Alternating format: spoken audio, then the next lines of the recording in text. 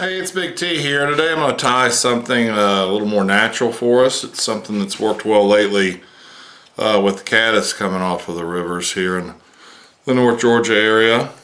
Tying this with a brown 3.0 millimeter slotted tungsten bead on a size 16 jig hook. It's a jig claw hook I have in the store. Bead is available as well. That's just black Danville 70 denier.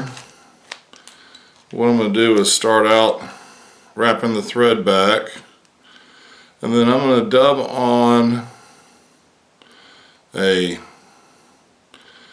dubbing that's a natural dubbing concocted of hair, natural rabbit fur, with some synthetics, including just a touch of UV in there. And it's a blend that I make. Nothing real special, something you can do at home with a coffee grinder. I'm going to wrap that up. This particular fly, I'm not even going to bother putting a ribbing on. And if you want, you can brush that out a little bit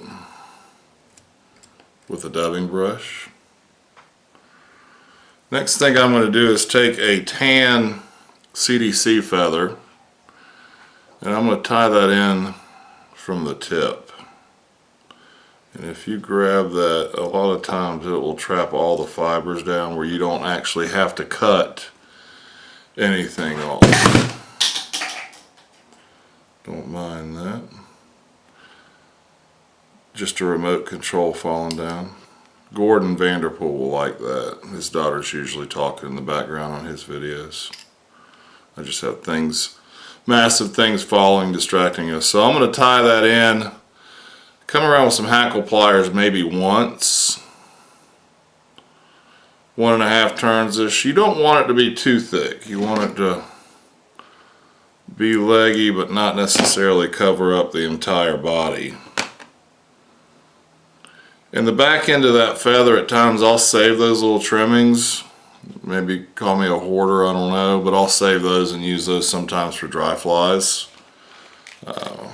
They make decent wing casings for dry caddises. The next thing I'm going to do is come in with a orange dubbing, and I'm just going to go real sparse with that around and make a hot spot. You could use a orange thread or something else that you prefer, but I like that contrast in colors.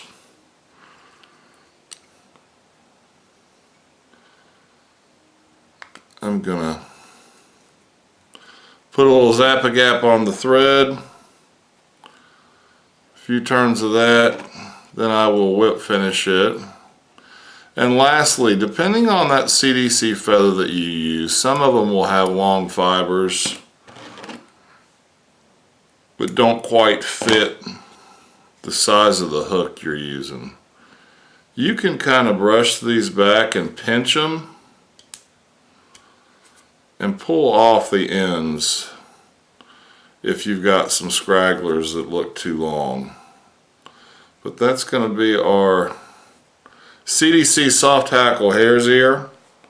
I find that to be really effective right now on our mountain streams. Again, on fish that are a little more educated, that don't take the flashier stuff, this would be a good option for you. Thanks so much for watching. Please subscribe to my channel, Big T Fly Fishing, and visit my store.